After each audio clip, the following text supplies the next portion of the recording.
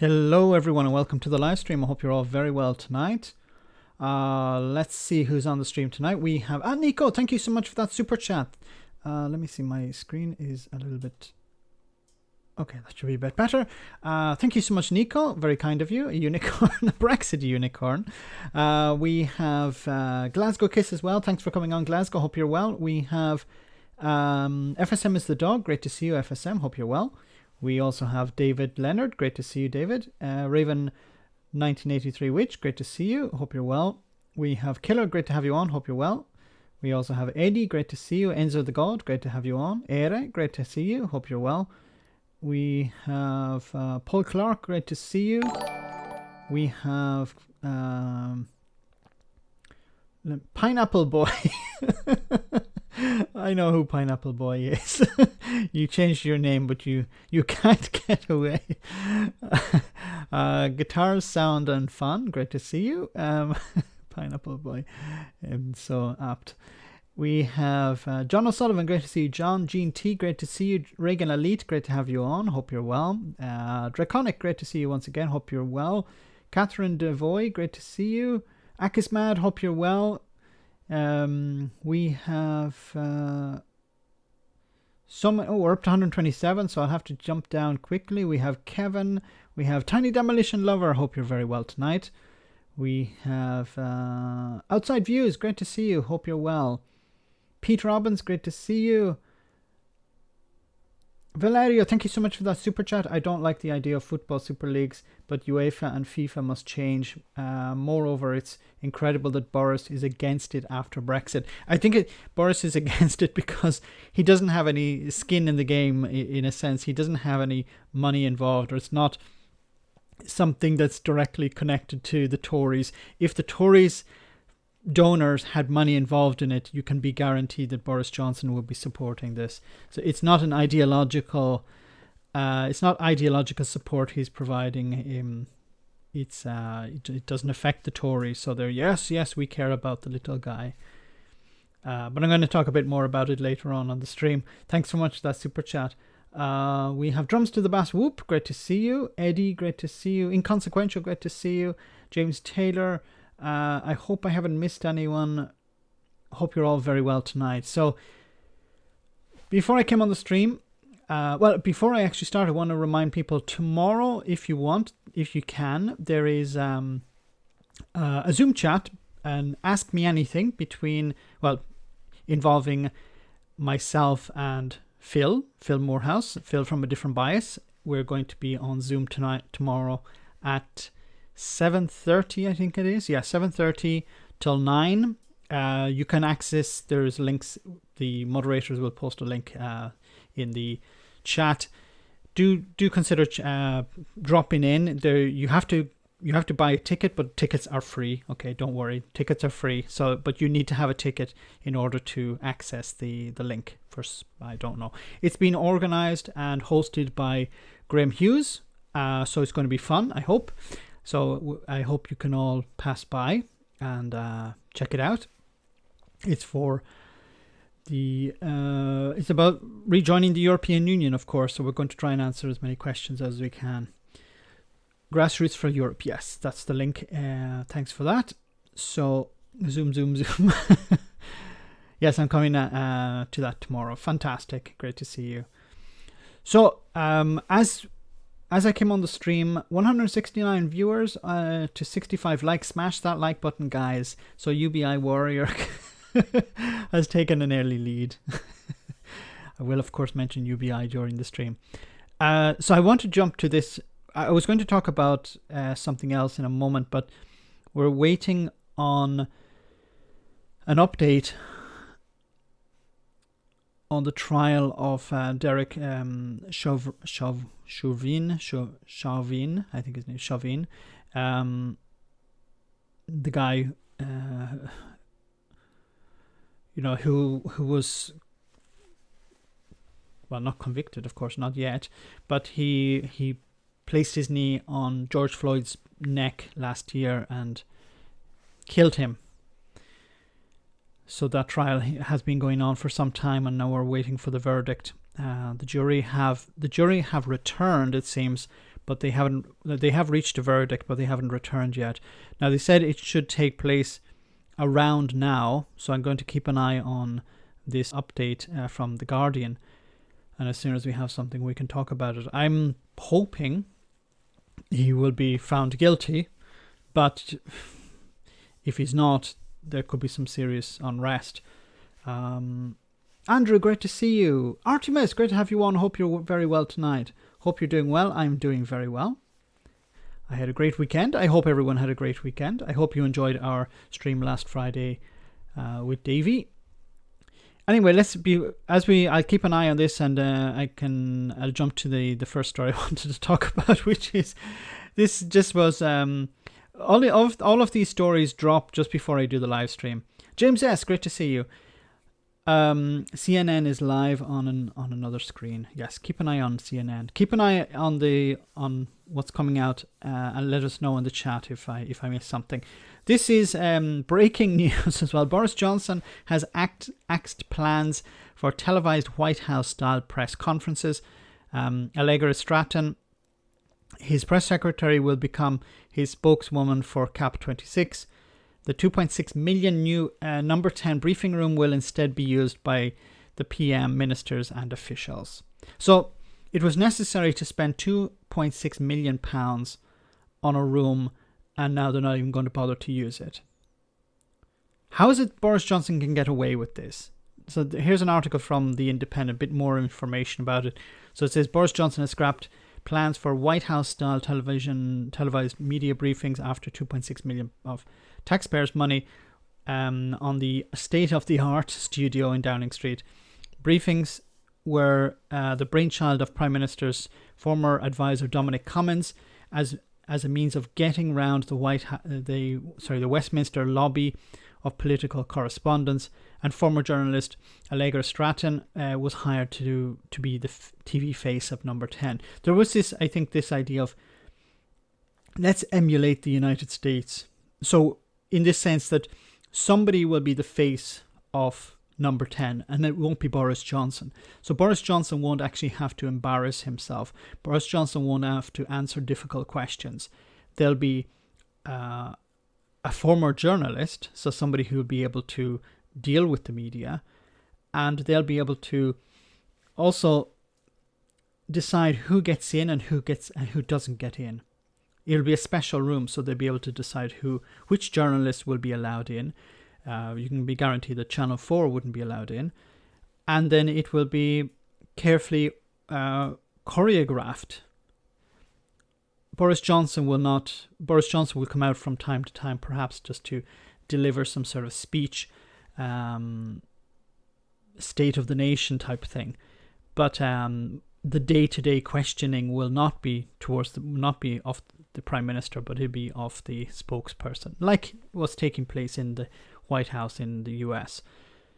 But she's now moving from the role of PM press secretary to become Boris Johnson's spokeswoman for November's COP26 climate change summit in Glasgow, which will be chaired by Cabinet Minister Alok Sharma.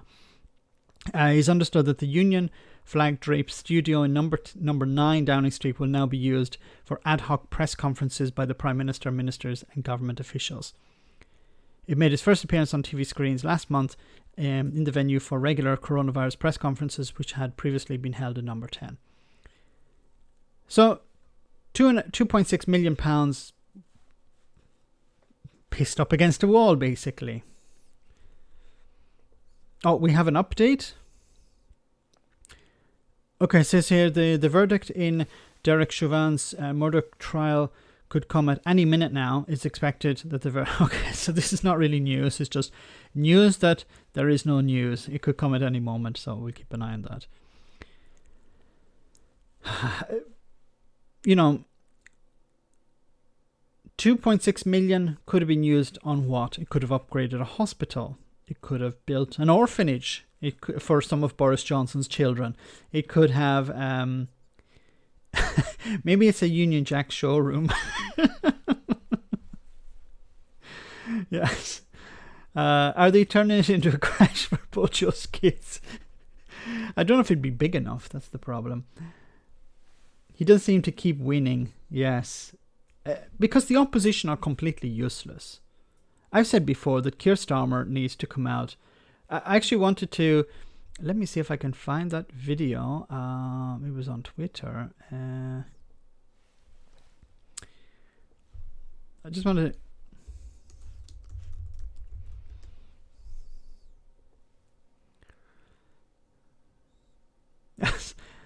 so this video, you've probably seen this. It says here, today in Bath, that man is not allowed in my pub. Get out of my pub. Labour leader Keir Starmer is barred from the Raven pub in Bath by landlord Rod Humphreys. This guy actually turns out to be some sort of COVID denier, I think, or close to that. Lockdown denier, or skeptic, or whatever they call themselves. And he kicked Keir Starmer out of the pub. Now, I actually thought it would have, at the beginning, I thought it looked really bad for Keir Starmer, but actually it doesn't turn out to be the case. It looked worse for the guy kicking him out. Now, the right wing love this because, you know, he's kicking Keir Starmer out. How dare Keir Starmer go into this man's pub? Hate how Boris just passed questions to his party. Yes. It's about Boris Johnson avoiding scrutiny. In the same way in Parliament that when he's asked questions, he ignores them. He wants something similar with the press. Instead of having to answer difficult questions, have a press secretary do it instead. Oh my God, the COVID idiot. Yeah, that was embarrassing. Yeah, so I thought it was going to be really bad for Keir Starmer at the beginning. I was like, what the hell is going on here? And then after he was interviewed on Good Morning Britain, and he's basically somebody who's denying, oh, look, people are not dying in Sweden or in Texas or in some places. And, you know, there was no need for a lockdown, this sort of crap. The Raven lunatic. Well said, Globe Twig. The pub's called the Raving Lunatic, yes. 2.6 million Tesco points missed out on? I don't understand that. Oh, because of lockdown, is it? But I'll just show you quickly this clip. That man is not allowed in my pub. No law. I'm not going to... Isn't he supposed to be wearing a mask inside? That man... That's assault. I am not bothering you. I am not bothering him. That man is not allowed in my pub. Get out of my pub. Go on. Get out of my pub. Thank you.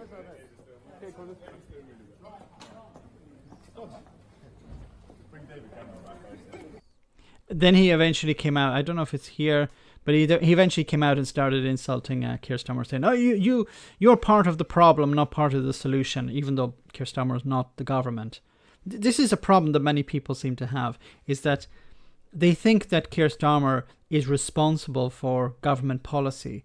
Keir Starmer, yes, in a sense, you could say, well, he supported the government, but Boris Johnson is the one with the 80-seat majority. Boris Johnson is responsible for the legislation. But he's not angry with Boris Johnson. He seems to be more angry with Keir Starmer. This is embarrassing. Yes, I'll get rid of this. It's just a really stupid thing. Okay, says here the Associated Press reports that Derek Chauvin has returned to the courthouse for the verdict in his case. Okay, so we should be receiving something soon. Let me read some more of your comments before we go on. This so much for social distancing. Yes, guessing the landlord had a few cheeky drinks before opening. Shouldn't drink your own produce. What is it? You shouldn't smoke your own produce or your own stuff. Keir isn't opposing enough. Yes, that's the problem. Does anyone remember in the Loop film where Prime Minister had problem with garden wall? That's what I'm reminded of. No, I haven't seen that. It's pretty shameless pub owner. He believes the total nonsense of COVID. He believes in total nonsense. Uncle, yes.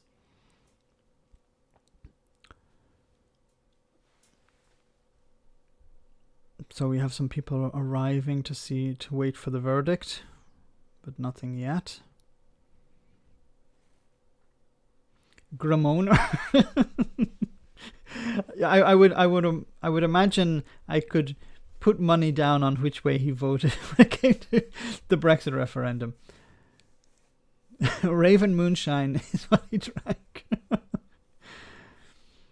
The reading of the verdict. Keep up the good work, Max. Truth matters. Thank you so much, Adrian. Thank you so much for that kind super chat. Very kind of you. Thank you so much. I tried to do my best. I hope you guys liked the video that I uploaded today about the Express, where the Express were pumping this story, and Brexiteers, including my good friend Jeff Taylor, it seems, was pushing the idea that the shellfish industry has been saved because the UK are just going to update the waters from grade B to grade A. Isn't it funny that Boris Johnson hasn't mentioned this? Isn't it funny that the Environment Secretary George Eustace hasn't mentioned this either? You know, this should be front page news. Brexit was a huge problem for the fishing industry, and this would solve their problem. But it hasn't really happened. I'm so exacerbated with these people. The Brexiteers, I imagine you're talking about. Jeff Taylor is a strange fish. I really want to know what's behind that curtain. I hope that when he reaches, I don't know how many subscribers he has, maybe almost or over 100,000. I hope when he reaches some sort of milestone, he's going to pull back the curtain and we're going to see what's behind that curtain. They call Jeff Mr. Potato Head. Oh. The Express recently ran a story where apparently Germans now think Brexit was a good idea. What they do is, this is what you find on the this is how the Express works. So what they do is they run a story. Doesn't matter if it's true or false, and then they take comments from the story, so reactions to the story in the comments section, and then they run a story on the comment. So they'll be like, you know, they run a story about how the EU is being mean to the UK, and then, you know, someone in the comments section, a Brexiteer, will write something like, yeah, the European is about to collapse, that's why they're being so mean. And then they'll run a story about, EU is about to collapse by, you know, Brexiteer, or Brexiteers believe that the EU is about to collapse. And then they run a story on that. It's insanity. It's an attempt just to... I think within the Express, they have to pump out something every day. So they're so desperate that they're making up stories, and then they're using comments from the stories that they made up and turning them into stories. I think Jeff Taylor is paid. The government is a paid government plant. Look into the 77th Brigade. I don't know if that's true or not. Jeff always reminds me of the failed businessman in the primary suit. Primark suit, yeah, I was like, primary? Okay, Primark suit. Behind Jeff's curtain is Rod Hood. Rod and Emu.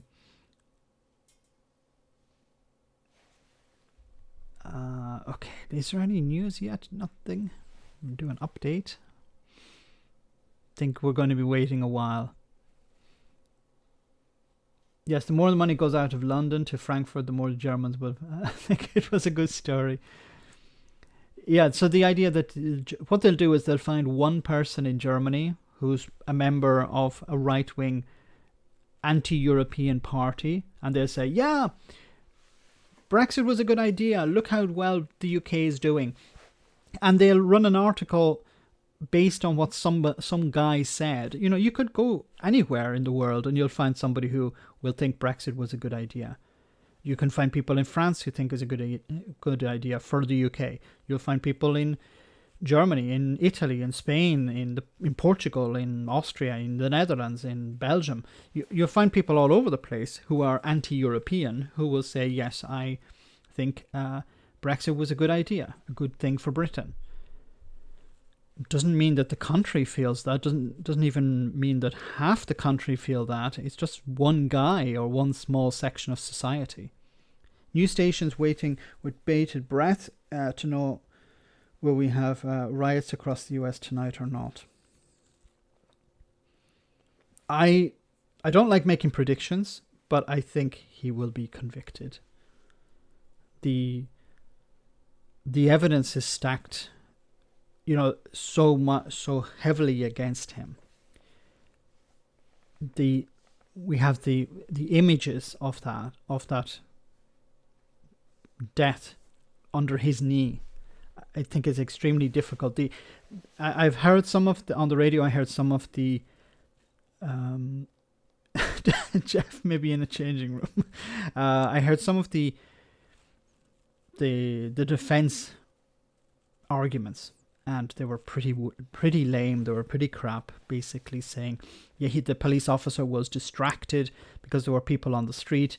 Yes, but you're a police officer, that you're trained, allegedly you should be trained to deal with scenarios where people are trying to distract you or trying to get in your face or trying to stop you doing your job. Like, the people who were, quote unquote, interfering were on the sidewalk, on the side of the street. They were not on the road. They were not interacting directly with the police officer. So I think the response from the defense was pretty crap. Jeff doesn't reply as he's off playing the penguin in the back. Oh, guys, you are mean. Guys, smash that like button. Anyway, let's continue until we have some news on this. I think I'll start talking about something else, and then the verdict will come in. Anyway, so Boris Johnson threatens to use legislative bomb to stop European Super League. Yes, of course. Boris Johnson doesn't care about people until he seems, maybe I can use them in some way. So Boris Johnson has promised football groups that the government will consider using what he called a legislative bomb to stop English clubs joining a breakaway European Super League. As I hate that they called it European, because I'm sure Brexiteers will be going, European. It's probably the EU trying to steal our football players. As official efforts to thwart the plan were stepped up, the Prime Minister and Oliver Dowden, the Sports and Culture Secretary, held a meeting with the heads of the Football Association and Premier League, as well as representatives of fans groups from Liverpool, Manchester United and Tottenham Hotspur, three of the clubs involved. At one point, according to sources, Johnson told the event, "We should drop a legislative bomb to stop it, and we should do it now." Oh my God. I thought, I've always thought that Boris Johnson is a fool in public and maybe a horrible, cynical individual in private. But maybe he's not. Maybe he's just a fool all the time. Tell Boris threatening doesn't get you trade. Yes, well said, James. Thank you so much for that super chat. Yeah, threatening things doesn't really... You're dealing with the likes of Goldman Sachs here. These are companies who've decided we care more about money than we care about fans, or we care about the game. Now, I'm actually not all that surprised about all of this, because this has been the way football has been going over the last, 20 years. Once big money got involved, you started to see football becoming a business. Football used to be like this. You had professional football players, but at the moment it's just completely insane. It's a business, basically. It's not entertainment. It's not even about passion for a particular sport. It's just how much business people, investment banks, investors say, okay, we pump money into this football team in order to make a profit out of it. Ministerian, thank you so much for that super chat. Very kind of you. What is it with all the languages of bombs, war? So sad. I agree. as long as he's not in Belfast saying these things, I think we should be okay. But yes, Boris Johnson's response to everything must be now just to attack. Plans to legislate would seemingly pass through Parliament easily, with Labour saying it would support a law on the issue. If the government is determined to do something about it, they will back them. Keir Starmer told a separate event with fans. There's no block in Parliament to action if action is needed. But what sort of action are you talking about? I'm not defending this. I'm completely against this idea. But isn't this free market capitalism? Sport has become a business. Sport has been consumed by free market capitalism. And these are businesses who have decided we want to make our own club. And football clubs, if they want to join it, well, some of them may be strong-armed into joining it. Some of them have big debts that they want to pay off. If they join these super clubs, then as this Super League, then they'll be able to pay off some of these debts. They're going to get investment. This is all business at the end of the day. I think in some ways the best way we can deal with this is to boycott. Stop supporting these clubs in the way that they have become businesses. In some ways, they make more money by selling merchandise than actually playing the game. And some of the footballers I think are like this as well. If people want to support that, they're well within their right. But you are supporting a business. And I always found it hilarious or weird in a way how if you buy a football jersey, I don't know. Tell me in the comment section how much a football jersey costs, because I haven't actually looked at it in a long time. It's maybe 50, 60 pounds for, let's say, a Manchester United Premier quality, premium quality, I don't know, football jersey. Let's say 60 pounds. Is it more than that? Is it less than that? Tell me in the comment section, in the chat. But you're walking around with the sponsor of Manchester United. You're advertising for that company. Shouldn't you be paid to wear the jersey, not you paying to wear the jersey? I never found that. 80, 90 euro here. That's insane. 50 euros. Okay. So 80, 90 euros. So you're paying 90 euros, 60 pounds. Radio ones are free. But you're paying 90 pounds to advertise a product. That's insanity for me. They should be paying you to advertise the product. They should be giving them out for free and saying, please wear these shirts so that you walk around and we get free advertising. Reagan Ali, thank you so much for that super chat. In Germany, all clubs are owned 51% by fans. That could be something that could be brought in, that the fans buy out the club to stop it becoming completely capitalized. How can I say? Capitalized. Yeah, Germany, except for vaccinations. That sounds ideal, actually, yes. I'm a Liverpool fan. Home shirt costs 70 to 75 pounds. 500 million euro contract for Messi. This is insane. I understand you're paying. Look, I didn't want to go down this road because this is sort of a tangent, but this is the problem with football. A friend of mine joked about how, if you took the money out of football and you put it into something like curling, in a few years time, people would be fighting in the stadium over curling, literally fighting. There would be hooligans when it comes to curling. People would go insane about curling because he believed that because there was so much money involved, that when you pump money into it and market it, it creates a type of fan base. I don't think that's true. I think people who have supported Man U or Liverpool or Tottenham or Chelsea, they have always done that, and it's not so much the money involved, but that has driven that. Will Max pay me to wear his merchandise? Very smart. No. Good, but very good point. Hilariously opposite from the GAA. GAA is, as far as the last time I've heard, like when I was living in Ireland, the Gaelic Athletic Association. Jeff Taylor's presenting style looks like he's in North Korea. It's a hostage situation. In Gaelic football, the players are amateurs. They're normally, they do it. They have a day job as well, but they do it with passion, and the quality is extremely good. Anyway, I'm getting off Mankini sponsorship.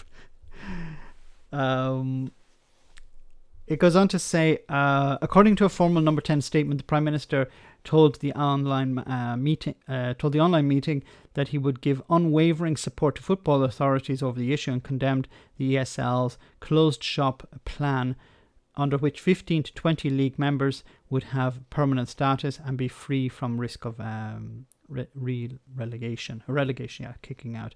Downing Street said Johnson was clear that no action is off the table, and the government is exploring every possibility, including legislative options, to ensure these proposals are stopped. Wouldn't it be amazing if Boris Johnson had put this much passion into actually delivering a Brexit deal? I'm going to fight tooth and nail for these football fans. Well, he's not. He's just playing politics here. Understands there's some hay to be made here. There's some political capital to be made from this. So that's why he's throwing his support behind it. He doesn't care about football players. He doesn't care about football fans. He doesn't care about teams. He doesn't care about anyone who isn't called Boris Johnson.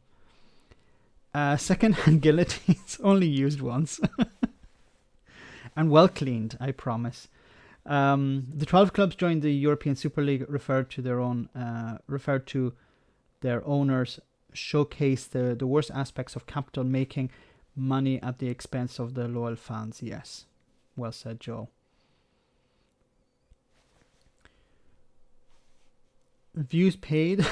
Aside, do we have the journey? The jury saw on the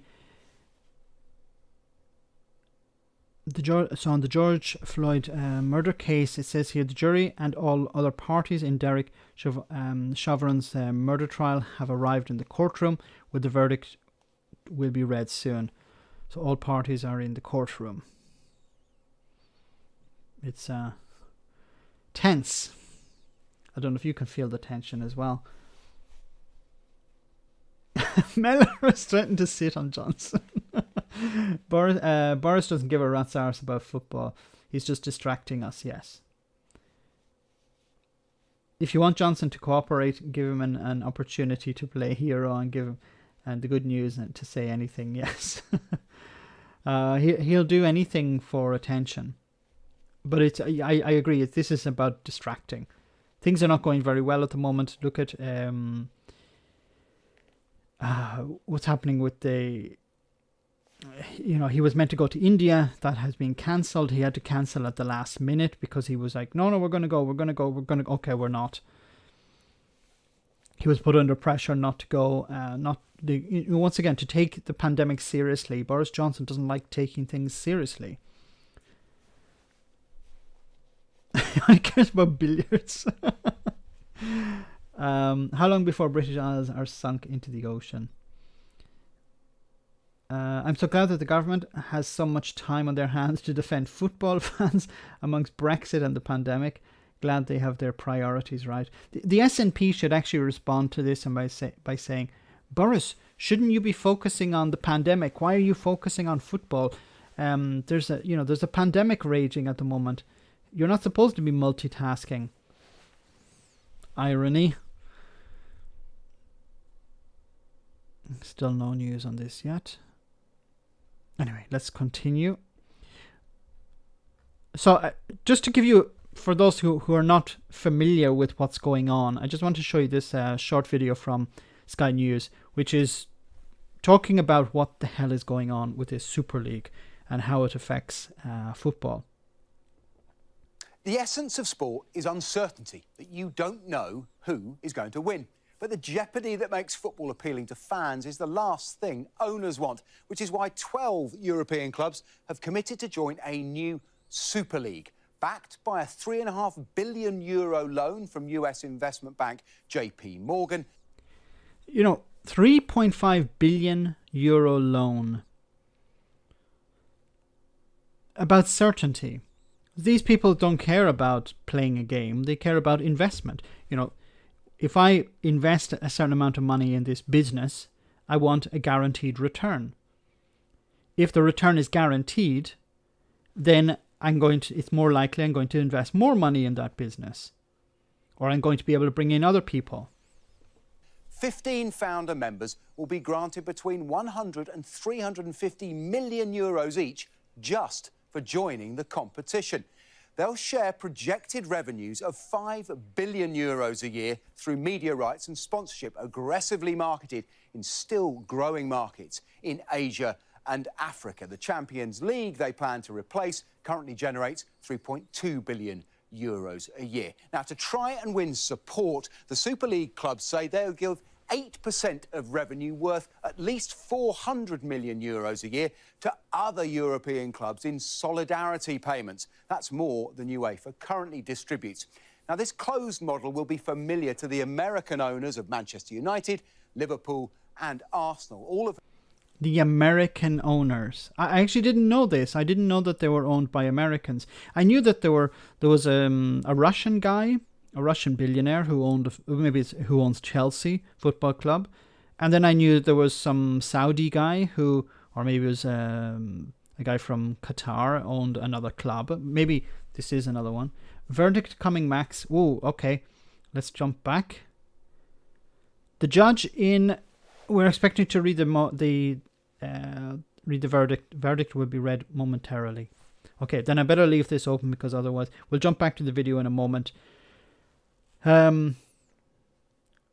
Guilty.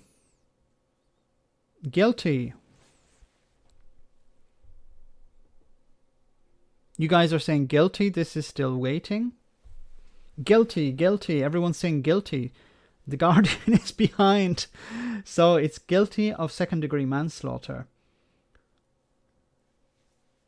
MU is American. Guilty on first, second, and third counts. Third-degree murder guilty.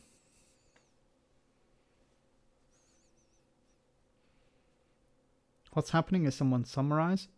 Yeah, so it says here. So he's found guilty. Found guilty on third-degree murder. Found guilty on second-degree unintentional murder. All guilty. 3 counts of guilty. Thank goodness, yes.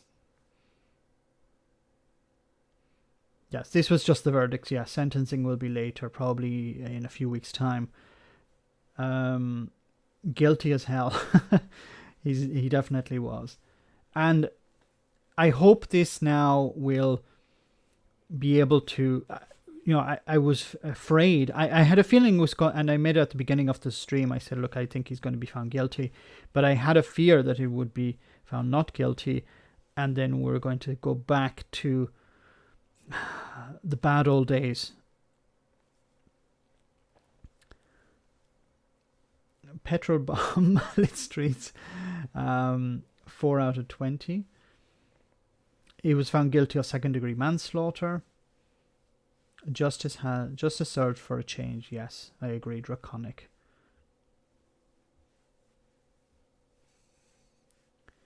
Crowd is cheering. Yeah, that's good news. So about time these killers face justice.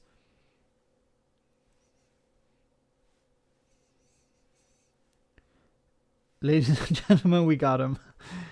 He's not smirking now. See, there's so many things wrong here that the training of the police officers is completely wrong. The fact that there's no real oversight. The first response is not to de-escalate, but to I don't want to say to kill, but the first response seems to be to escalate or to manhandle people. If somebody is on the ground, they're no longer a threat to you. And especially if this person is unarmed. 8 weeks from now, the sentencing, so it's 2 months. Although I think the sentencing will be life imprisonment. That's it. Lean forward now. And he was training 3 cops when it happened. My God.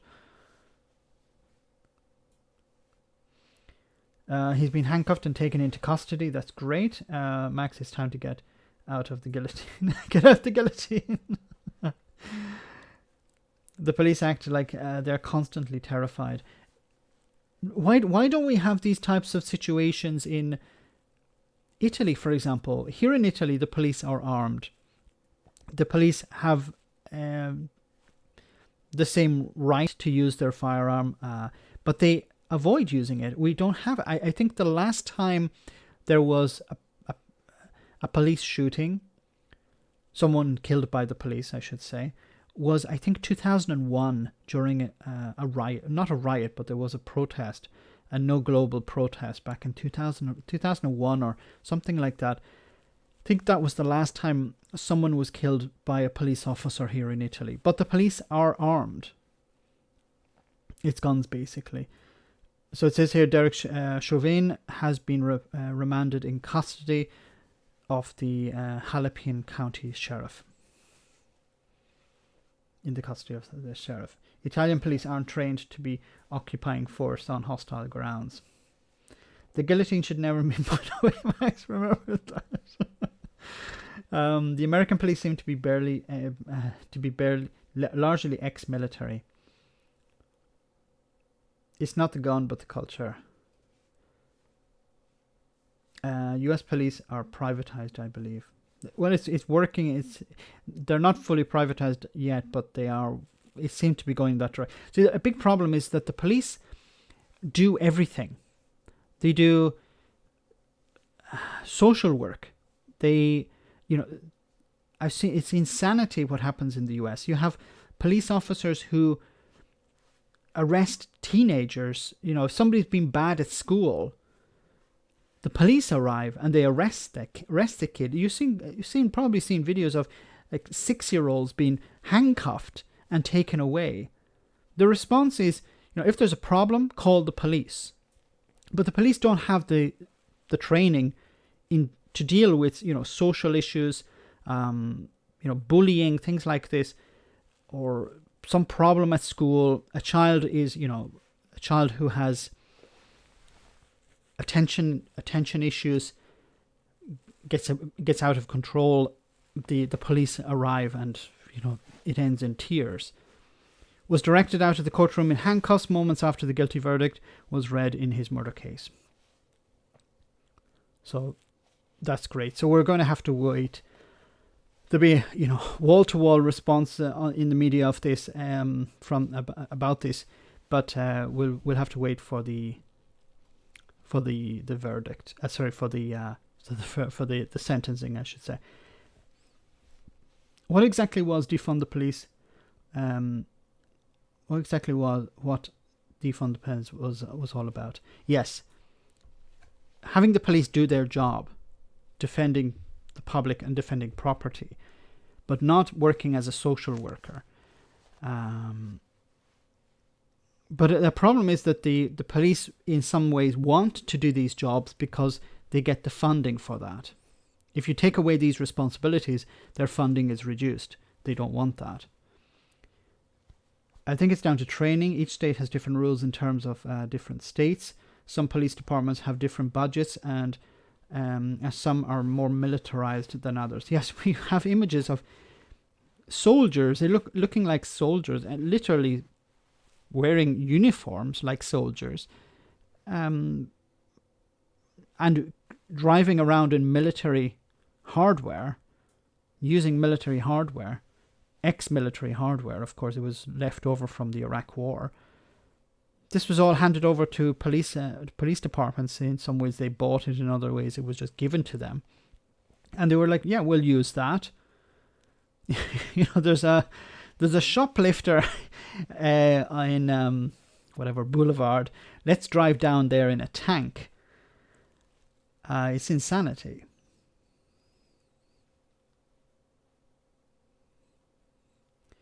I have a gun license, but I keep the gun and ammunition in separate containers due to requirements of the law. I'm not on about the gun laws and things like that. That's a separate issue. But the way the police react to situations, I think there needs to be massive overhauling of the police, massive overhauling of the training. Need to start from scratch, basically. Okay, let's leave that for a while. I want to move on. So we'll go back to our Super League. The idea that, as I was saying before, the idea that there are American companies or American owners of these clubs is insane. What sort of role do the fans have? The fans are no longer fans; they're customers. These are corporations. These are businesses. They're not football clubs. Owners of Manchester United, Liverpool and Arsenal, all of whom have stakes in US sporting clubs that operate in highly profitable closed franchise systems. Manchester United shares leapt by 10% in early trading following the announcement. And the money matters. Tottenham have gross debts of more than £800 million, largely incurred building a new stadium, while Barcelona's debts are more than £400 million and Real Madrid's almost £300 million. And all the clubs face financial challenges accelerated by the pandemic. A number of these. Isn't it interesting how the pandemic has served the people at the top? Who have been the ones who've benefited the most from the pandemic? Jeff Bezos, because of Amazon, because we rely more on Amazon. We relied more on Amazon. And it's not that, well, once the pandemic is over, people will go back to the way things were. They're not, because people are happy with the idea that they can buy something on their phone and it arrives the next day or a few days later.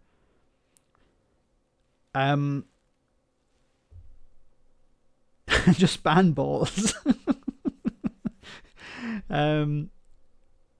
But it's about everything has become commercialized. But back to the pandemic, these businesses have benefited from it. They realize these businesses, these football clubs, they are businesses. They're on their last legs. They're deep in debt. We can come in and help them out, and we basically have them over a barrel, and they'll do whatever we want. They'll be part of this new franchising system, because these businesses say, okay, if I'm investing X amount of money, what am I going to get back in return? What can you guarantee as a return? And they say, well, we're expanding our league all around the world. We want Man U fans or Real Madrid fans or Milan fans all over the world. So we need to reach those markets, encourage people in those markets to buy our products, buy the products being the football and the t-shirts and the jerseys and the scarves and the boots and everything that goes along with it, and create a situation where people are hooked. They become fans, and then they become regular customers, loyal customers. These clubs, not all of them, have handled their affairs very badly. They are hugely in debt. I think one of the English clubs, who you can work out who it may be, I believe has more or less £1 billion of debts. I think the Spanish clubs, we all know the Spanish clubs have massive debt. So I think that this is a way of dealing with a desperate situation, which COVID has accentuated. Now, this may yet prove part of a negotiation to get more income from existing competitions. But if not, these clubs are calculating that broadcasters and ultimately supporters will pay more for the certainty of guaranteed games between the biggest teams than they will for the occasional upset. And they may be right. There are many ways to lose money in modern football, but betting against cynicism is not usually one of them. Very well said. It goes on to say here, European. So this was some news just before I came on the stream. It says here, European Super League, Manchester City withdraw, and Chelsea prepared to follow. So Manchester City have withdrawn from the European Super League, and Chelsea also prepared to do so. Efforts to leave come just 2 days after both were announced as 2 of the 6 clubs to join up to the controversial new competition. The European Super League has been widely criticised since being announced on Sunday. Around 1,000 fans gathered outside Chelsea's Stamford Bridge home ground before the game against Brighton on Tuesday to protest their involvement. It's good that some clubs have decided we're not going to sign up to this. Now, I don't know whether this is going to stop it. Probably not. These other clubs are up to their eyes in debt. This is a way to help them out of it, and they'll probably look at the short term. They're willing to take the short term hit, from their fans. I don't know whether the fans will continue to support them, or whether they'll say, well, look, I'm going to avoid for a bit and then I'll just come back and support the team in the end. Maybe that's what some of the clubs are relying on. I've never understood the fascination with football, inconsequential. It's a Tory wet dream. Where's Jeopardy? Apparently there's a Super League there, thousands of jobs. There will be an announcement after 20-30 minutes. I'm not sure what that's about. We're really just moving pots of gold for them. They exploit our work via wages, our living via rent and mortgage, and our leisure via prices for leisure. You remember a day when you would watch a normal. You'd watch. It wasn't even called Premier League. I think it was even called the First Division. You'd watch it on regular TV. When it moved to Sky, when it became something that you had to pay to watch, pay to view, at that moment I was convinced, okay, this is the end. It's become commercialized.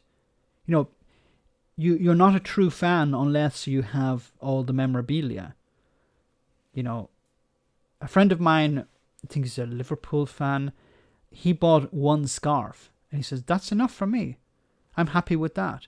I support the team by watching the matches, by cheering them on.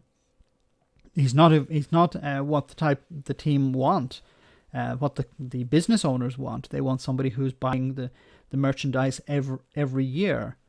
As soon as a new jersey changes or there's a new advertisement on the front of it, they want somebody to come out and buy a new one. Can we have a new Bastille Day? Yes, of course. I've been turned off football as a child. Nothing which I see here convinces me otherwise. Football X on the beach and the Songfest will erode your brains. It's all about money. Unfortunately, that's right. I can't afford football or Formula 1 now. I used to like watching both. I'm sorry to hear that. Formula 1 was another one. It used to be on the BBC. They used to broadcast it on the BBC. The BBC were great because they didn't, I remember watching Formula 1 20 years ago, more than 20 years ago. And they had it on Irish television at the time when I was there, and they had it on the BBC. On the BBC it was great to watch because there were no ads. There were no ad breaks. On the Irish television, they actually would break an ad, and that was insanity. I understood the cost they needed to generate revenue, but it was an insane way of watching. Imagine watching a football match and they said, we're going to break for an ad. And a goal was scored while during the ad break. People wouldn't accept that today, of course. Football changed when all shorts went above the knee.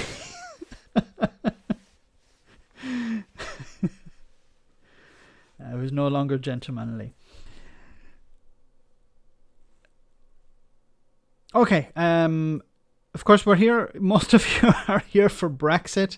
So let's move on to Brexit. So Brexit, Johnson says UK trying to cut ludicrous Northern Ireland checks.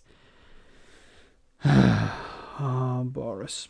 So PM says he is sandpapering protocol signed with EU, which he says has been misinterpreted. Sorry, this keeps disappearing. Okay. Boris Johnson is the enemy of the Union. Boris Johnson, the worst thing Boris Johnson could do for the Union, and the best thing Boris Johnson could do for Scottish independence, is go to Scotland. Talk about independence. Talk about Scotland. Because the more he does it, the more he drives people in the opposite of direction of what he is trying to achieve. And the same is happening with Northern Ireland. He created this problem, and now he's complaining about it. And by him complaining about it, he's feeding into this insanity that exists in Northern Ireland on the Unionist side, on the Loyalist side. He should just keep his frigging mouth shut. But he can't do that. He's incapable. He doesn't understand that when he says something about Northern Ireland, it has a consequence. Boris Johnson has said he's trying to get rid of the ludicrous Brexit border checks in Northern Ireland by sandpapering the protocol he signed with the EU in January 2020.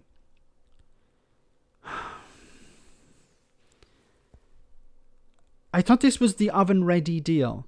This is what he sold to the public. This is what he won a general election on. This is what he got an 80-seat majority with. And he's complaining about it. In a TV interview in Northern Ireland, I've been trying to find this entire interview, but it seems to be on the BBC and I need to have a VPN or something because it's not on YouTube. In a TV interview in Northern Ireland, he also said the protocol had been misinterpreted and border checks were supposed to be a light touch. So what he's doing here is he's listening to Brexiteers. Boris Johnson doesn't understand. The Brexiteers are pouring poison into his ear. The Brexiteers are advising him. And I'm talking about the likes of the ERG here.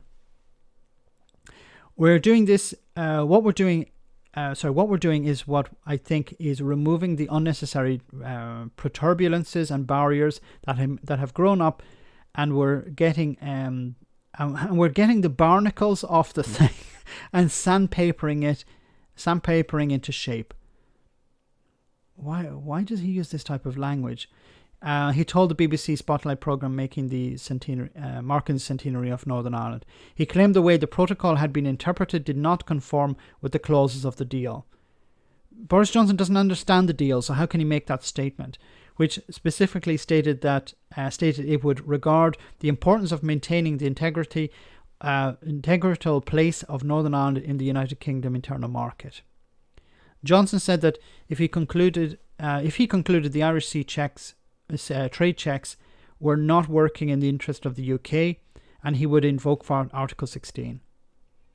He doesn't understand what Article 16 is about, which allows either London or Brussels to temporarily suspend the protocol, according to the BBC.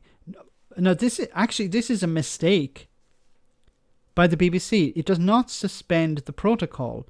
It suspends part of the protocol until a solution is found.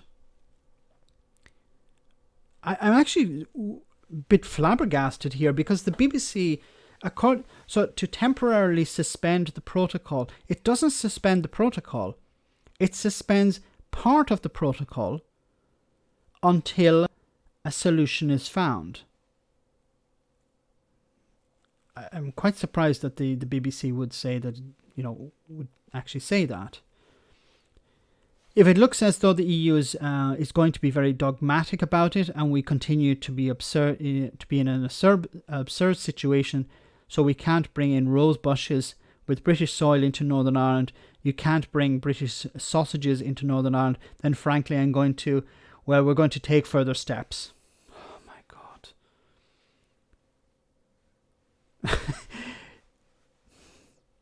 Really, he doesn't understand the protocol. He doesn't understand his own oven-ready deal.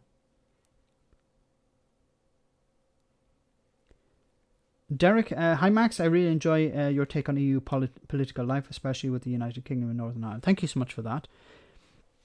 The BBC will later on Tuesday release results of an opinion poll it commissioned on both sides of the Irish border on whether a Brexit protocol should be scrapped. Well, the Irish government can't decide. The people in the Republic of Ireland can't scrap the protocol. That's a Northern Ireland issue. But it won't be scrapped for another 4 years. It's a bit stupid asking. Like I think it's very important for people to remember that Northern Ireland needs to be dealt with kid gloves. You need to be very careful about what you say in Northern Ireland. It's a tinderbox. You know, asking people, should the protocol be scrapped? Well, the protocol will not be scrapped at the moment. The Northern Ireland Assembly can vote on it in 4 years. If they vote in 4 years to scrap it, that's okay. But I wouldn't be asking these questions at this moment. Especially when there are people throwing petrol bombs at the police. Invoking Article 16 would be hugely confrontational, and relations with the EU have to yet recover after an official in Brussels threatened the move in January in relation to the vaccine supplies. Officials in London and Brussels are engaged in intense technical talks to smooth the application of the protocol, which has been opposed by unionists and contributed to loyalist rioting at Easter. Last week, the European Commission Vice President Maros Šefčovič described the meeting with Brexit Minister Lord Frost as productive. The Irish Taoiseach Micheál Martin told Spotlight that it was overly dramatic for anyone to claim the protocol was tearing the UK apart. It's not the protocol that's the problem, it's Brexit. What is wrong with these people? James, thank you so much for that. Get rid of the EU and the protocol, and then the protocol, what's new? Yes, the Brexiteers even went to say, well, the best solution would be to kick the Republic, and I want to actually do a video on this, to kick the Republic of Ireland out of the EU, then the Republic of Ireland can join with the UK internal market, and then there's no need for a border in the Irish Sea or a border in the island of Ireland. What the so the Brexiteer response is, we created this problem, so a solution is to have the EU kick the Republic of Ireland out of the EU. So the Irish people wouldn't actually have a vote. There wouldn't be a referendum for the Irish people to leave the EU. It would be a situation of the European Union forcing the Republic of Ireland out because of a problem Brexiteers created. And they don't see any problem with that. Can you imagine if the EU had forced the UK to stay and said, no, we're not going to let you go because you need to sort out the problem in Northern Ireland? How would Brexiteers respond to that? Would they say, yeah, you're right, yes, we need to sort out our problems first and then we can leave? No, they wouldn't accept that.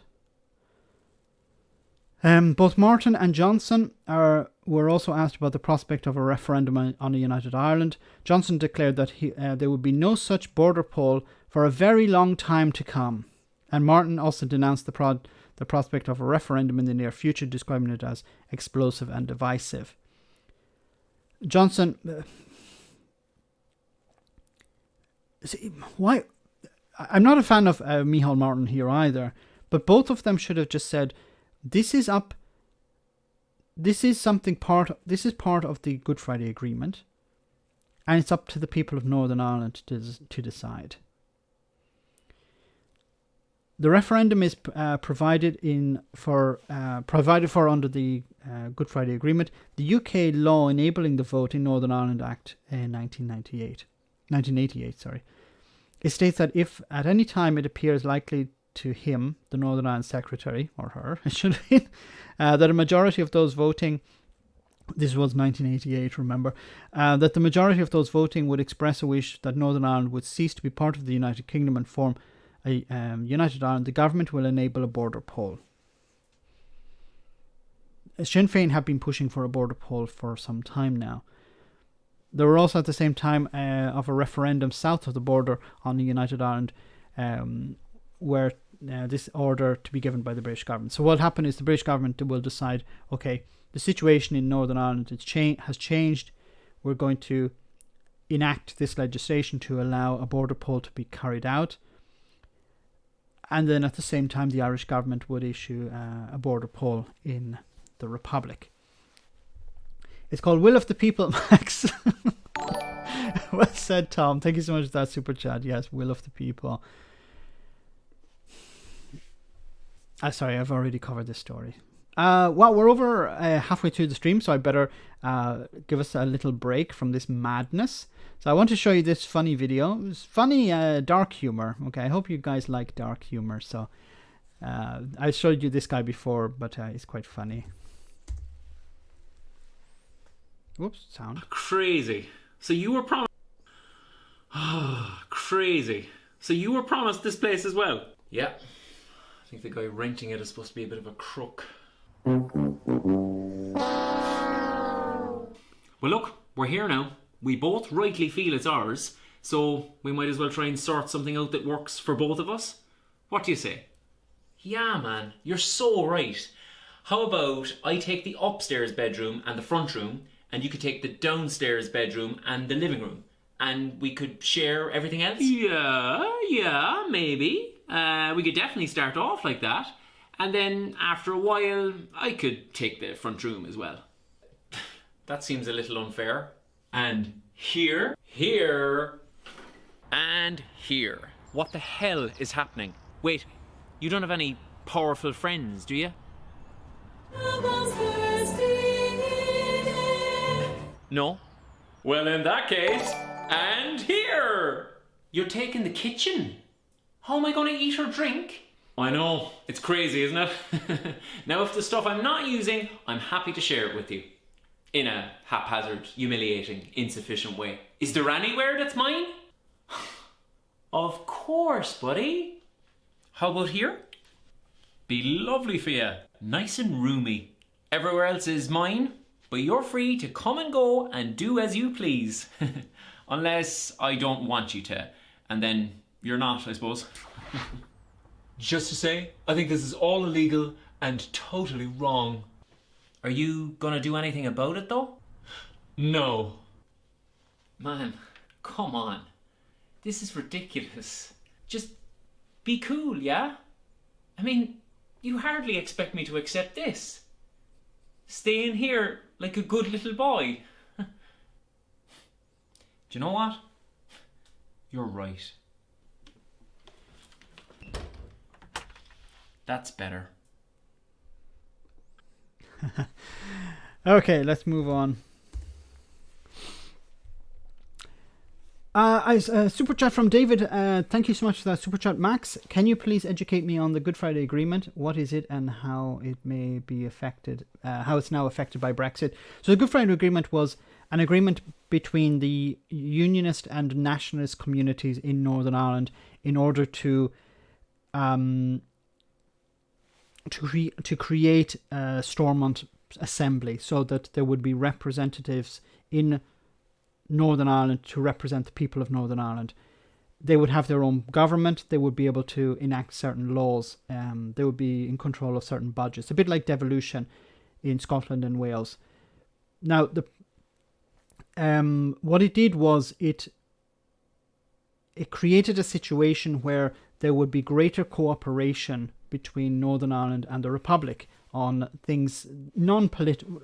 Well, everything is political in a sense, but things like trade, infrastructure, and there were bodies set up to allow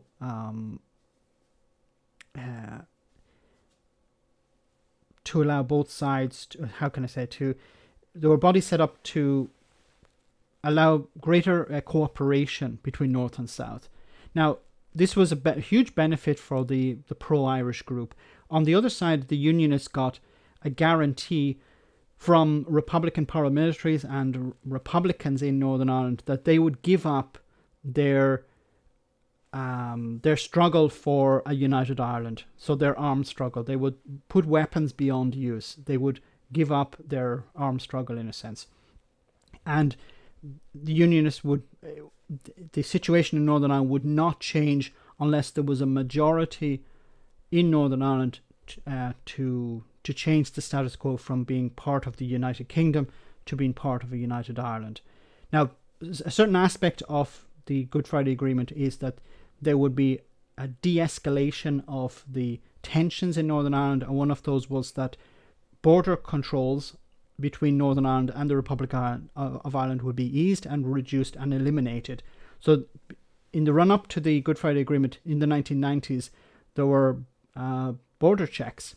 There were controls when you crossed the border from the Republic of Ireland into Northern Ireland and back. There would be police, there would be British military personnel who would check cars going in and out, trucks going in and out. And part of the Good Friday Agreement was to eliminate this, to create a frictionless border in a sense. And no new infrastructure would be created. And there were, you can find images online, videos online of border posts being removed. What happened was that because of Brexit, it meant that the UK... Now, when people voted for Brexit, there was no mention of Northern Ireland on the ballot. There was no mention of leaving the single market and the customs union. Brexiteers, when it came to the vote, were saying that Northern Ireland would not be a problem. Anyone who suggested would be engaging in Project Fear. The problem is that when the UK left the single market and the customs union, it meant that there was a border. A border had to be put in place. The border would either go on the island of Ireland or it would go in the Irish Sea. Now, it wasn't necessary to leave the single market and the customs union. If the UK as a whole stayed within the single market and the customs union, it wouldn't be necessary to have border checks. But in order to protect the single market, a border has to go somewhere.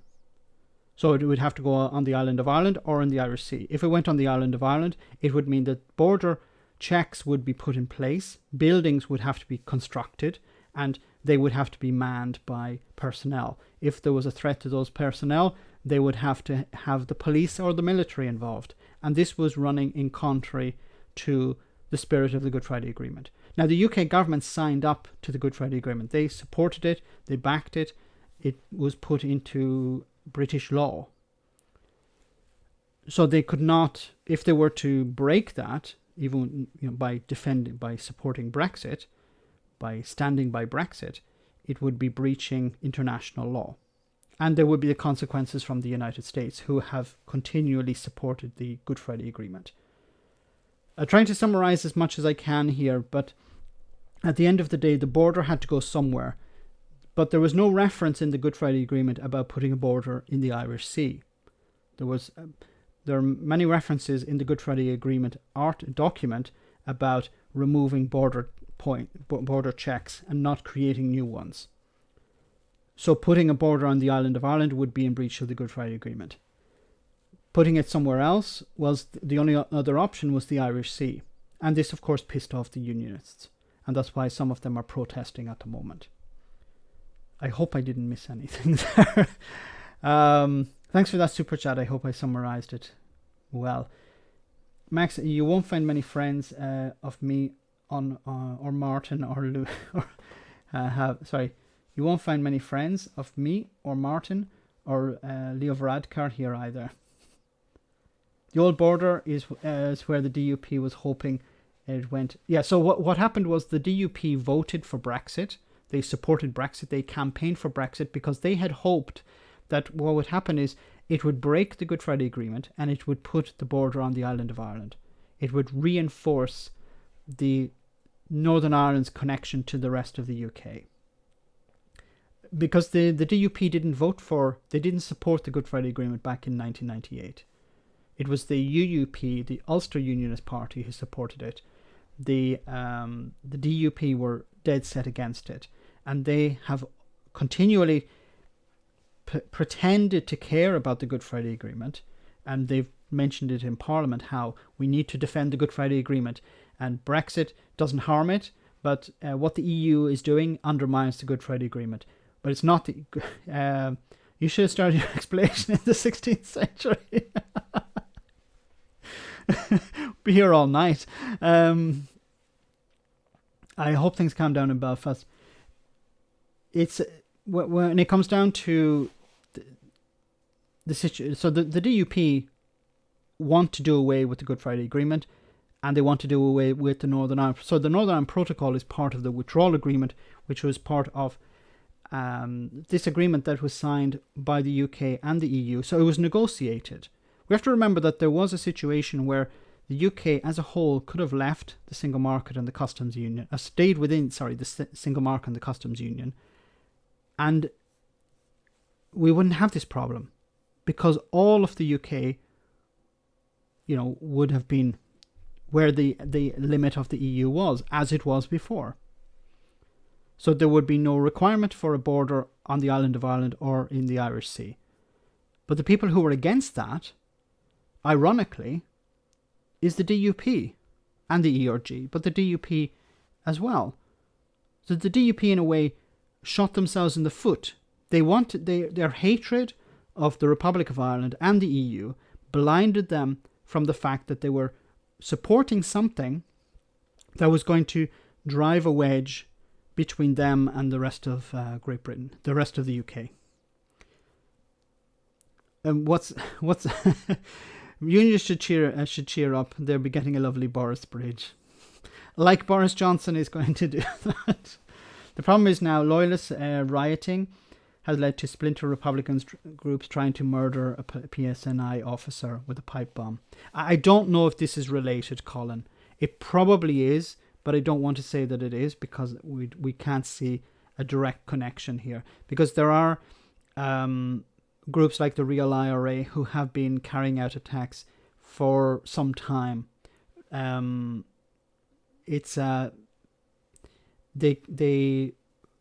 like to show they have some power, they have some following, they have still some energy left in them. But I don't know if this is directly related to what the loyalists did. It could be. It probably is. But I don't want to say that it is yet until we have further evidence. So I just want to move on. The Tories really... I remember doing a video where a Tory MP complained... Yes, guys, I just want to... Thanks for that, Glasgow Kiss. So, yes, tomorrow night, guys, remember that I am meeting with... I'm having a Zoom call with Phil from A Different Bias at 7:30 British summertime. We're going to talk... we're going to have an Ask Me Anything session. So you'll be able to join and ask us any questions you want about me, about Phil, about Brexit, about anything you want. And we will answer them under pain of pain of something. And it's tomorrow night at 7:30 British summertime. You need a ticket to enter, but tickets are free. Okay, I think it's a means to keep out trolls or whatever. So if you the moderators, yes, they're going to post a link to that now. So do consider checking this out tomorrow night. So I just want to read this. So I was saying how a couple of months ago, I uploaded a video where a Tory MP was complaining that he was being called scum. And, these people will do scummy things and then complain that they're being called scum. So Tory MPs demand inquiry into equality think tank over race report criticism. So a letter to the Charity Commission accuses Runnymede Trust of pursuing a political agenda. Yes, the political agenda of the Runnymede Trust is to end poverty.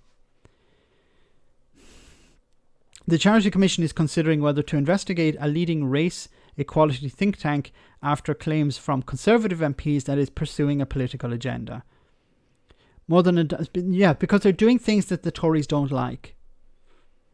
Has written to the Commission demanding an investigation into the Runnymede Trust over its criticism of the Sewell report into racial disparities in the UK, organised by a former minister, Sir John Hayes, and signed by Tory MPs including Sir Edward Lee, Sally Ann Hart, Imran Hamad Khan, The letter claims the trust was unduly interested in criticizing the government rather than the conclusions of the Race Commission's report.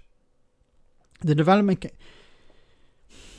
Yeah, but who commissioned the report? And the report says, there is no racism, basically. Everything's great.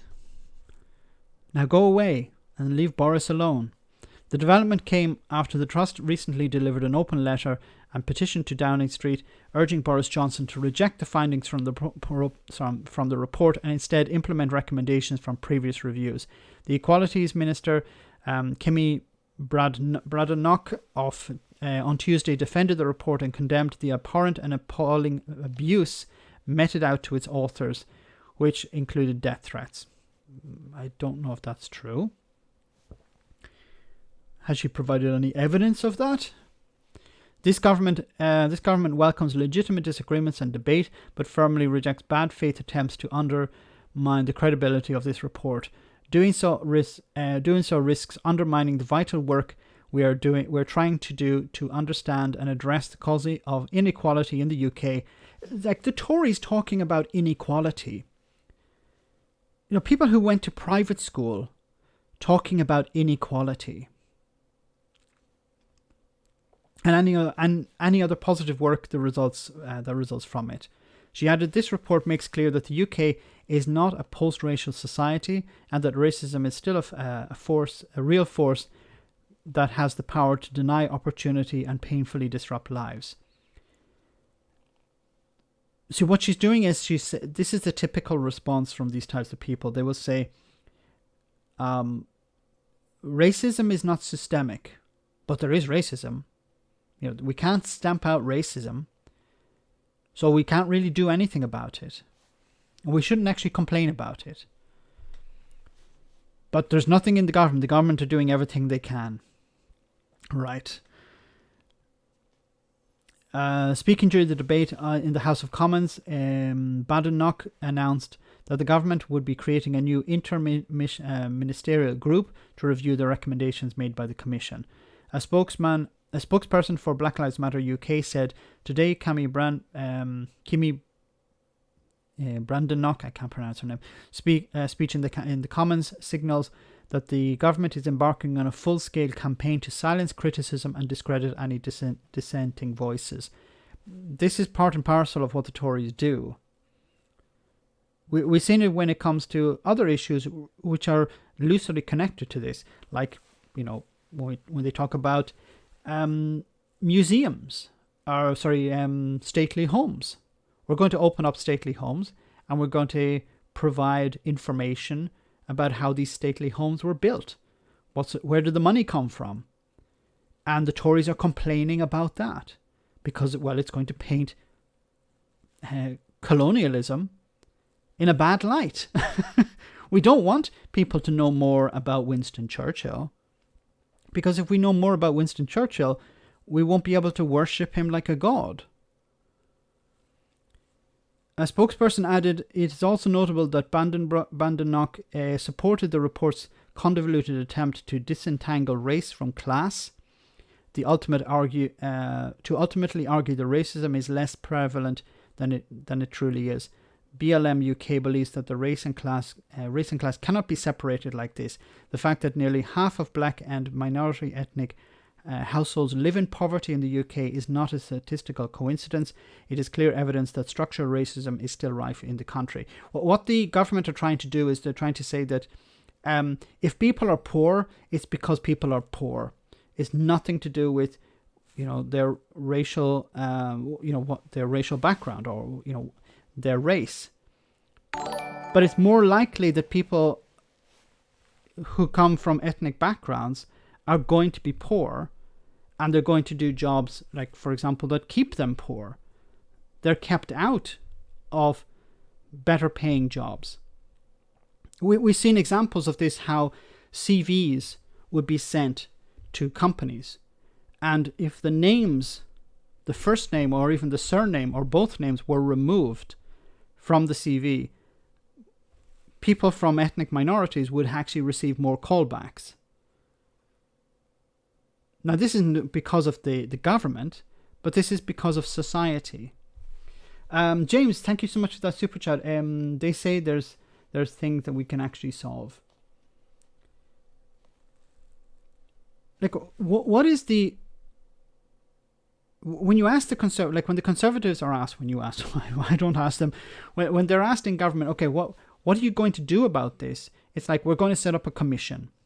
Okay, what are you going to do about these problems? Well, they're not really problems. The problems are economic. Okay, but that's not, how is that going to solve these people's situation?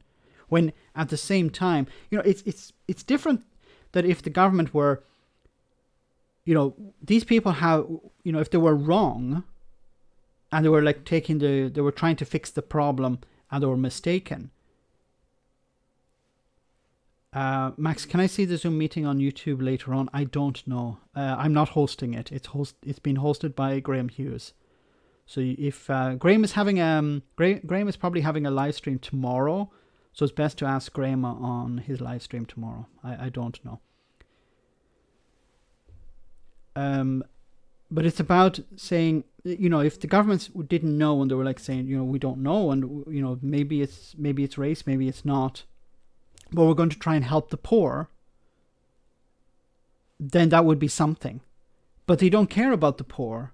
So they don't care, they truly don't care about black or ethnic minorities. And they don't care about the poor. And if you're poor in the UK, you're more likely to be a member of the black or ethnic minority groups. So you're doubly shafted by the Tories.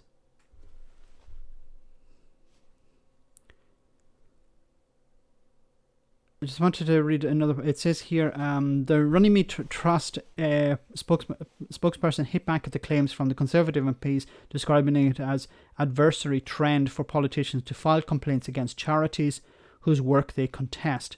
A spokesperson for the charity said the trust regrets that regrets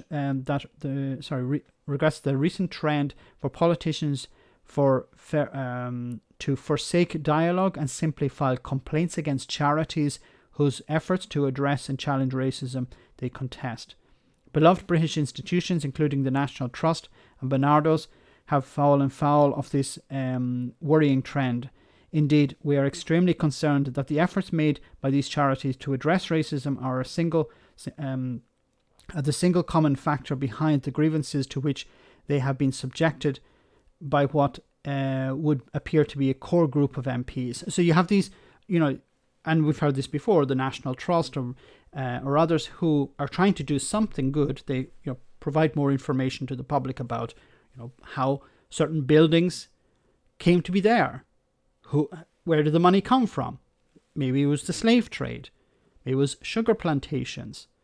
This money, we're telling the public this is the problem. Well, not the problem. This is how it came to be. We want the public to be informed, to understand every aspect of the building that they're visiting. And the problem is that there are Tory MPs who are not happy with this. They don't want the public to know. They're anti-free speech. They complain a lot about free speech and how the left want to take away free speech. This is providing people with information.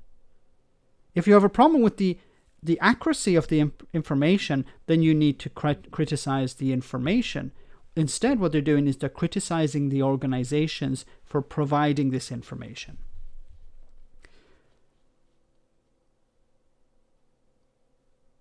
One, two, three, four, five. I don't understand that. Okay, let's move on. Oh yes, I actually missed this story. I wanted to talk about Brexit. We're not getting away from Brexit yet. It says here, government scraps Brexit permits to enter Kent. So remember that Kent became the People's Republic of Kent, became an independent country. It says here, a permit required by lorry drivers entering Kent after the end of the Brexit transition period has been scrapped. The Department of Transport has announced that a movable barrier installed on the M20 will be dismantled over the weekend. The traffic management measures were introduced in Kent amid fears that the UK's withdrawal from the EU could lead to disruption for cross-channel trade. The Department of Transportation, I think it is DFT, said that the measures were being understood to thanks to hauliers arriving at the border prepared, and as freight volumes between the UK and EU continue to operate to normal levels. It cited the Office of National Statistics. Data flowing exports to the EU increased 3.7 billion or 46.6% in February. But that followed a record slump of 5.7 billion in January. Yeah, you see, it's up. It's increased 46%, but it had dropped 70% before. But Kent access permits have been mandatory for EU-bound heavy goods vehicles entering Kent since the 1st of January following the end of the transition period. The DFT said the scheme was instrumental in avoiding delays at the border by ensuring that drivers had the correct documents before reaching Dover. Compliance among non-British hauliers had been above 80% since mid-January. Its removal will mean less paperwork for hauliers, the department added. The movable barrier was installed between junctions 8 and 9 on the M20 for Operation Brock counterflow system. This means that port-bound lorries can be held on the motorway while other traffic continues to flow in both directions. The barrier will be stored on the hard shoulder in case it's required in the future. Kent County Council Senior Highway Manager Tom Ho said Operation Brock was a key part of the traffic management plan. After the end of the Brexit, the EU transition period, it worked well and got the job done. So this is good, but it's no longer needed because, well, yes, there has been an increase in Brexit, in trade, but it's still way down over the in respect to last year. Also, I don't know. It doesn't say here how much of the lorries, because there was an issue at the beginning where lorries were going out empty. But if your lorry is going out empty, you don't need a permit. Kent is just nickname. It's just a nickname for Ash. Thanks, FSM. This is what Johnson signed up to blame Johnson and his government and stop attacking the police in Northern Ireland. In a way, it's worse than Project Fear predicted, because long queues would mean that there'd be a lot of trade, just needs processing.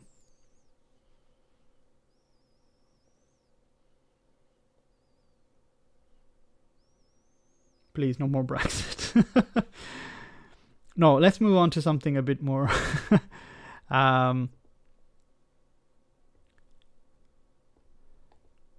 Let's go somewhere else. I need to speed up a little bit because I'm a little bit behind schedule here. Well, the Scottish Conservative. So this is from yesterday. This is the Scottish Tory leader Douglas Ross on why he doesn't want a second independence referendum in Scotland. So let's hear what he had to say. Conservatives again say they will stop Indie Ref. QA Library, my go-to guy for all things Brexit, says, remember UK not stopping inbound lorries, and come June, their limits on days drivers can spend driving in the EU, and the number of lorries allowed into EU. Yeah, so it sounds too good to be true.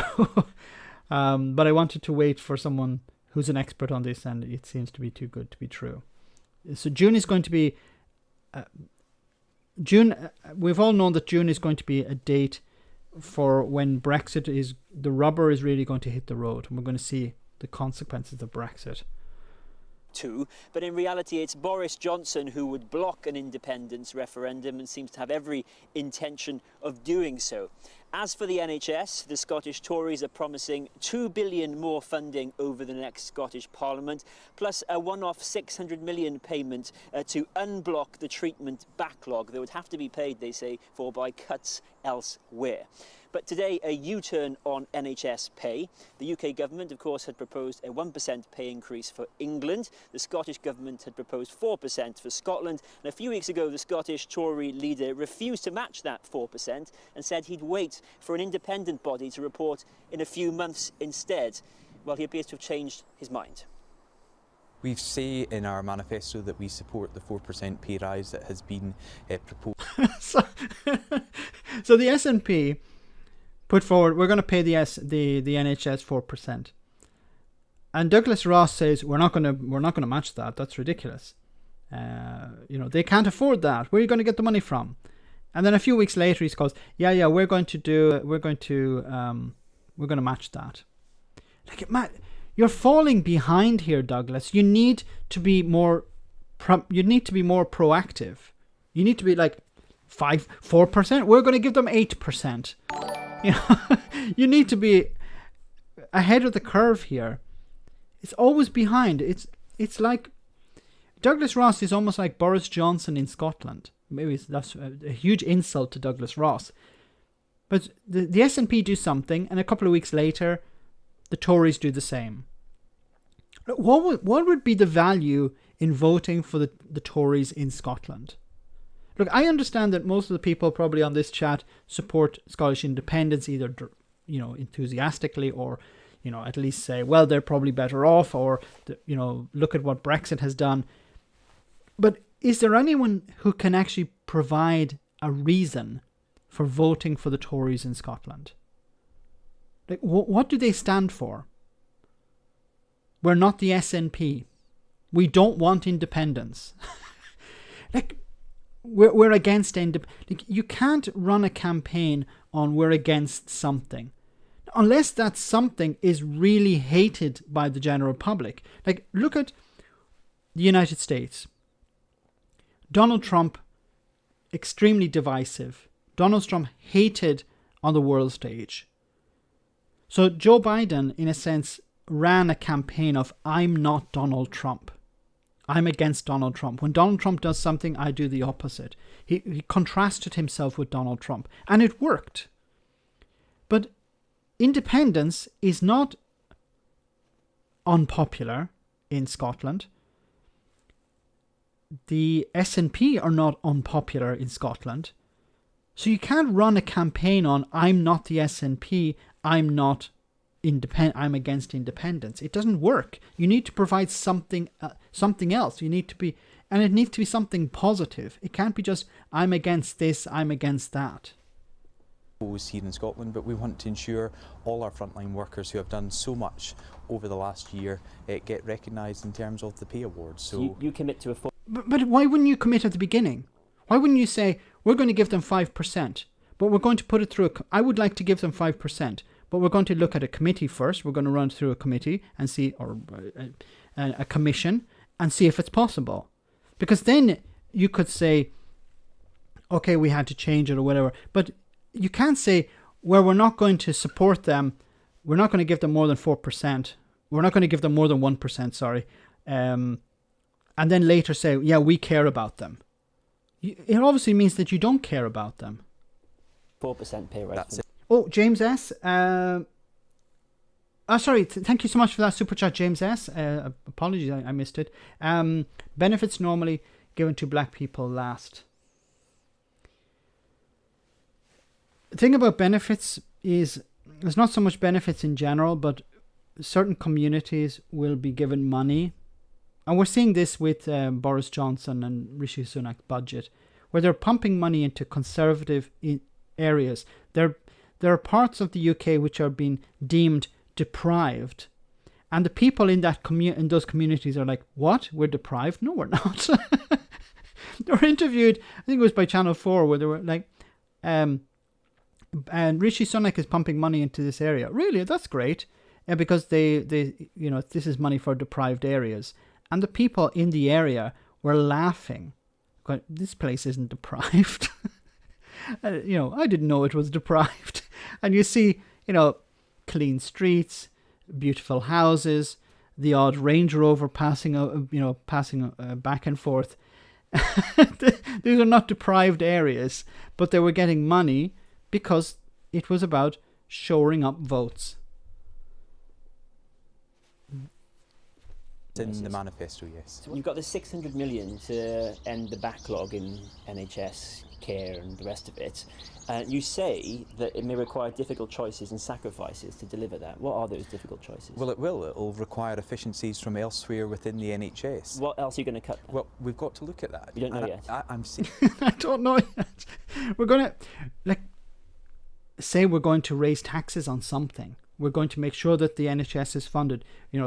We want others to chip in. But this would be sounding like a socialist. This would be sounding like a leftist. And he can't sound like that because he's going to piss off his voter base. His voter base don't want to spend money on the NHS. They don't care about the NHS. Probably most of his voter base don't use the NHS. But he knows that he can't say F the NHS because he knows it's politically toxic to do so. But he knows that his voters don't care about the NHS.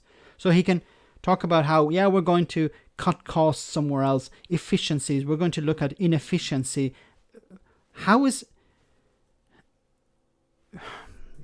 This is a policy. It's not something, you don't say we're going to give more money to nurses and then we're going to save it somewhere else in the long term.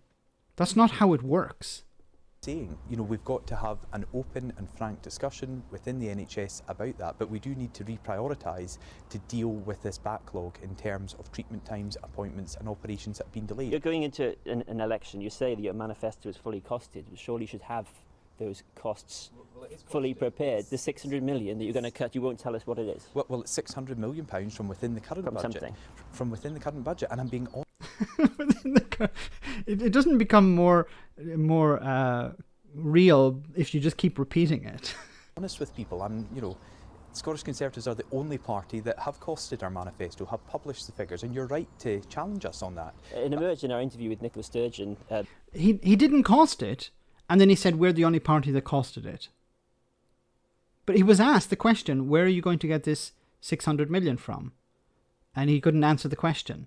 So how can it be costed if you're not able to say how it's costed? This is typical Tory response. Yes, we have the numbers. Okay, can we see them? No, you can't. Why? Because reasons.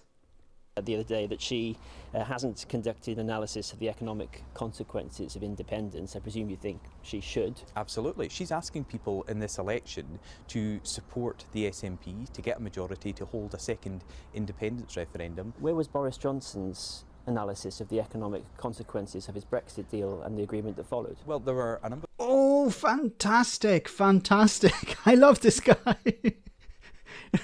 Well, if we're going to have independence, we need to have, a cost analysis. We need to have an impact analysis, an impact assessment. We need to find out how much it's going to cost. And the Tories are ready and waiting to invest in that analysis and that committee. We're going to prepare the committees in order to find out how much it's going to cost to have independence.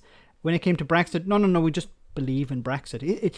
Don't ask about how much Brexit is going to cost. Sunlit uplands bring money in. Remember, the EU need us more than we need them. The economic consequences of his Brexit deal and the agreement that followed? Well, there were a number of analyses done. The Treasury Select Committee looked at it. The previous government, led by Theresa May... Where was Boris Johnson's analysis of the economic consequences of the Brexit deal that he proposed, they put forward, that you voted for? Well, Parliament as a whole voted for it. This is extremely embarrassing. No, we don't. I wish they'd just come out and say, look, he didn't have one. But I voted for it anyway. Because, well, I'm a Tory. Well, what am I supposed to say? Just be honest about it. I voted it because I'm a Tory. That's my job. I'm not paid to think. I'm paid to vote. Remember, the Labour Party also voted for that deal. Might voters...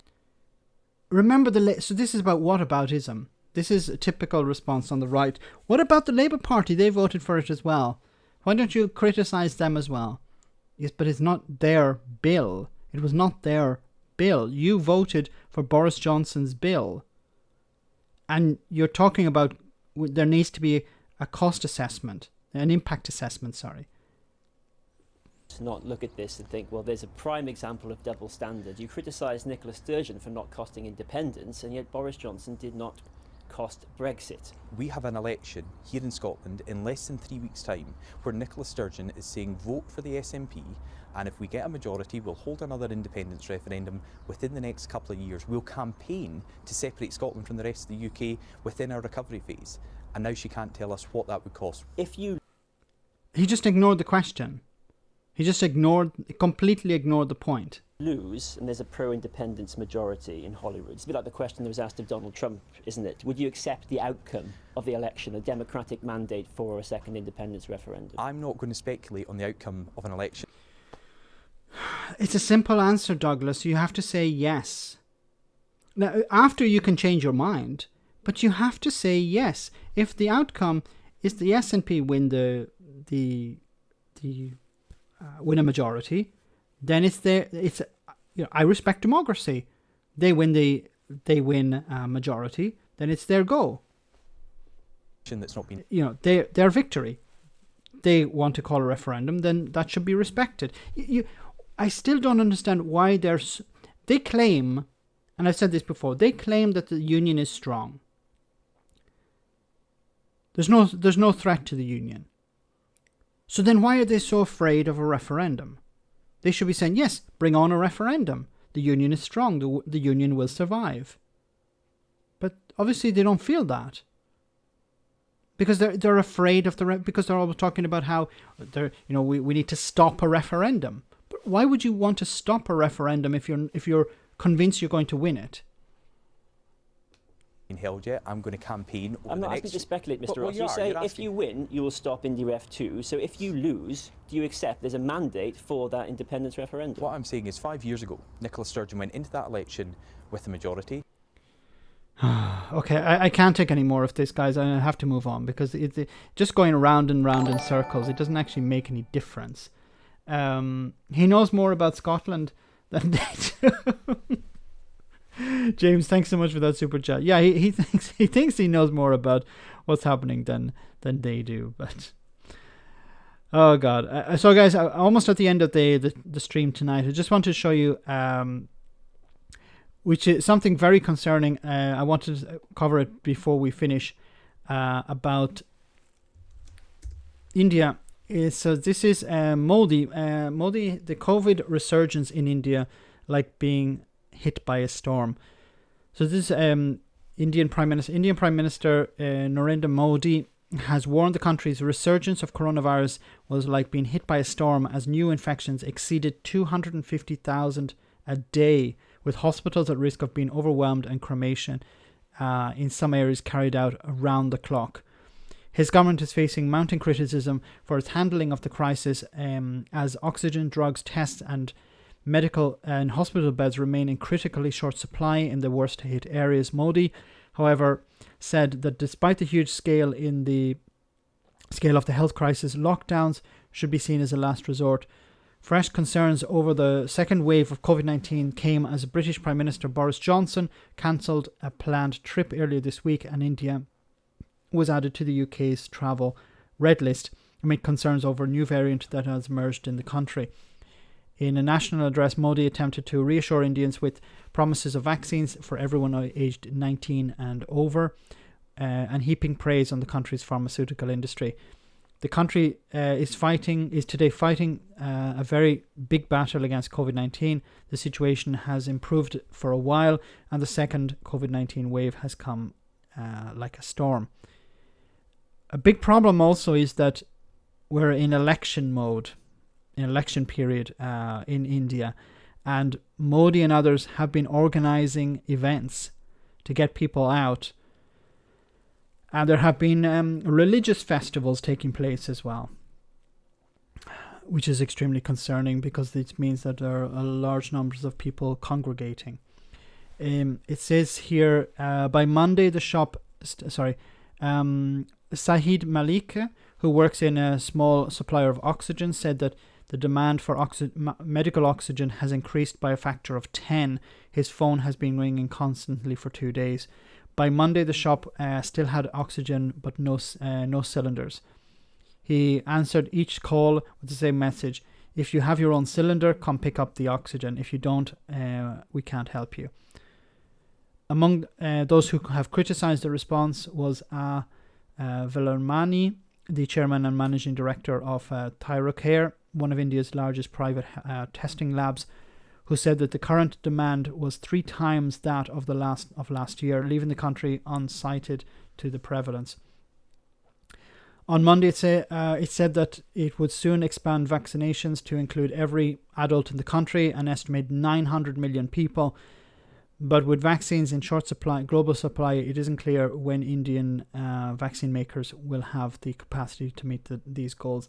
In India, an absolute disaster, because, imagine Europe doubled almost. That's the sort of capacity we're looking at, requirement. And the infrastructure completely different, of course. So it's extremely concerning. Okay, guys, we're almost at the end of the stream for tonight. I just want to say a massive thank you to everyone who's come on. Remember to smash the like button before you go. I want to say thank you to everyone who sent a super chat. Greatly appreciate. Thank you so much for all of those. And a huge thank you to the moderators for moderating the stream tonight, keeping the trolls at bay. Right-wing thank you so much, Alexander. Right-wing populist leaders running countries with appalling COVID-19 rates: Johnson, Trump, Bolsonaro and Modi. Wonder what the real connection is. Yes. It's about looking after themselves first. If we look at countries like New Zealand, where the Prime Minister of New Zealand put her country first, she protected her people, and now people in New Zealand are able to go to music festivals, they're able to meet, they're able to hang out together. The right wing don't care about the all sorts. Thanks for that 1.3 billion, but I was focusing on the 900 million. In the EU we have about 400 million, so I was talking about the number who have to be vaccinated. But yes, India has 1.3 billion. Not everyone has to be vaccinated, of course, but we have to get to a significant number. Thanks again for that super chat, Alexander. Remember, guys, tomorrow night, 7:30 British time, Greenwich Mean Time, if you want. I'll be having a Zoom chat with Phil from A Different Bias, and it'll be hosted by Graham Hughes. So I hope you can all attend. So before we go, of course, we have our one for the road. I hope this won't annoy too many people. I know it may annoy one or two, but I wanted to show it to you anyway. Got some fantastic news to bring you today. Hold on, let me go back a little. Matt Hancock. I've got some fantastic news to bring you today. Now I've got a huge erection, one of the biggest in the whole world. If we could have the slide, please. And as you can see, it's actually measuring across the United Kingdom, and it has continued to expand further. I've had the honour of playing with it, and it's absolutely brilliant. I'm delighted to say that it's unbelievably lumpy, and I very much look forward to getting it through the doors at home today, and I'm as eager as anyone. Very good. Okay. Well, Matt is that type of guy. So I want to say thanks again to everyone who came on the stream tonight. Thank you so much for all of your super chats. Greatly appreciated, as always. And I hope to see you tomorrow. If I don't see you tomorrow, I would definitely see you on Friday night. Same bat time, same bat channel. 10:30 European time, 9:30 British summertime. Have a great week, guys. Stay safe, and as Boris Johnson always says, stay alert. Take care and see you soon. Good night.